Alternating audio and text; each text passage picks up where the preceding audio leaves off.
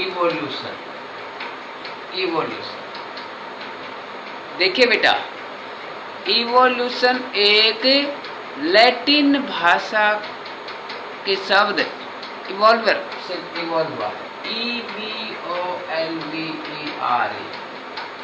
ये लैटिन भाषा का जो शब्द है उससे निकला हुआ है, तो जिसका मतलब होता है अनफोल्डिंग, अनफोल्डिंग और अनरोलिंग, अनफोल्डिंग या अनरोलिंग। तो क्या होता है बेटा, आपको पता है कि लगभग 250 करोड़ वर्ष पूर्व के आसपास सेल का डेवलपमेंट हुआ, सेल केम इनटू एग्जिस्टेंस। उनमें जब चेंज होता गया तो अलग अलग तरह के जीव जंतु पेड़ पौधे इवॉल्व हुए, ठीक है। और उसी इवोल्यूशन की वजह से ही आज हम इस फॉर्म के अंदर हैं। तो मैं आपको एक सिंपल एग्जाम्पल से समझाने की कोशिश करता हूं। देखिए, मान लीजिए एक छोटी सब पॉपुलेशन है और उसमें बीटल हैं। There are 12 number of beetles और उनका जो रंग है वो लाल है। कैसा है बेटा? लाल। अब जीन में चेंज होने की वजह से एक बीटल का जो रंग है मान लीजिए ग्रीन हो गया। कैसा हो गया? ग्रीन हो गया। अब इन बीटल के जो प्रीडेटर हैं, शिकारी हैं, वो हैं क्रो। वो क्या हैं? क्रो। अब क्रो को लाल बीटल को ढूंढना तो आसान होगा, लेकिन जो ग्रीन बीटल है वो नहीं ढूंढा जाएगा क्योंकि पत्तों का रंग भी हरा है। तो धीरे धीरे क्या होगा कि हरे बीटल की संख्या बढ़ती जाएगी और जो रेड बीटल है उनकी संख्या कम होती चली जाएगी। इसका मतलब देखिए, चेंज होता चला जाएगा।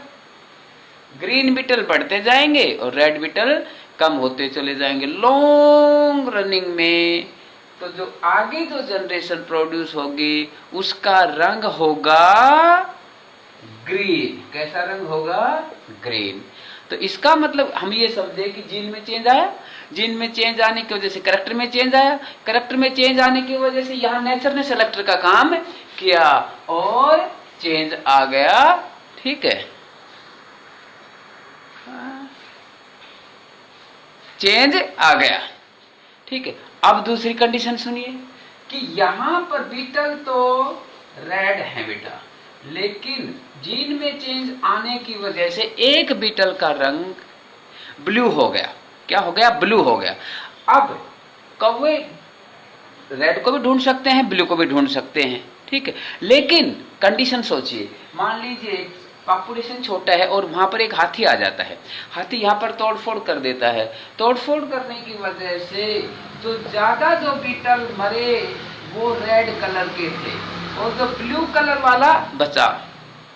तो इसका मतलब क्या होगा? एक तरह से जीन की जो कंपोजिशन है, ठीक है, जीन की जो फ्रीक्वेंसी है उसमें सडन चेंज आ गया और उसको कहा जेनेटिक ड्रिफ्ट। क्या हो गया? जेनेटिक ड्रिफ्ट की वजह से, जेनेटिक ड्रिफ्ट की वजह से क्या हो गया कि जो आगे आने वाली जनरेशन वाले जो बीटल होंगे उनका रंग कैसा हो गया? ब्लू। कैसा हो गया बेटा? ब्लू। अब तीसरी कंडीशन सुनिए, मान लीजिए बीटल तो वही है, रेड है, लेकिन झाड़ियों के अंदर कोई बीमारी हो गई और बीमारी होने की वजह से खाने को नहीं मिल रहा है इन बीटल्स को, वो कमजोर होते गए। ठीक है, लेकिन 2-3 जनरेशन के बाद वो जो बीमारी थी पौधों के अंदर वो रिकवर हो गई और अभी बीटल्स को सफिशिएंट फूड मिल रहा है। तो वो क्या होगा कि वो अपना जो बॉडी का जो उनका जो हेल्थ है वो रिकवर रहेगा, उसमें कोई चेंज नहीं आया। तो सारी बातें, ये बातें पढ़ने के बाद हम समझे कि जब जीन में चेंज आएगा, करैक्टर में चेंज आएगा और वो जो करैक्टर है वो इन्वायरमेंटल फैक्टर के हिसाब से नेचर वहाँ सेलेक्टर का काम करेगी और धीरे धीरे धीरे धीरे नए जीव की उत्पत्ति होगी। वही होता है इवोल्यूशन। तो यहाँ समझे हम, जीन में चेंज आने की वजह से करैक्टर में चेंज आया, करैक्टर में चेंज आने की वजह से नेचर के हिसाब से वो जीव अपने आप को वहाँ कंडीशन में सरवाइव कर पाएगा और उनकी संख्या बढ़ती जाएगी, नए जीव का इवोल्यूशन हो जाएगा। यहाँ पर कोई जीन में चेंज नहीं था, तो यहाँ पर क्या होगा कि जो जब तक बीमारी थी तब तक वो कमजोर रहे, उसके बाद वो नॉर्मल हो गई।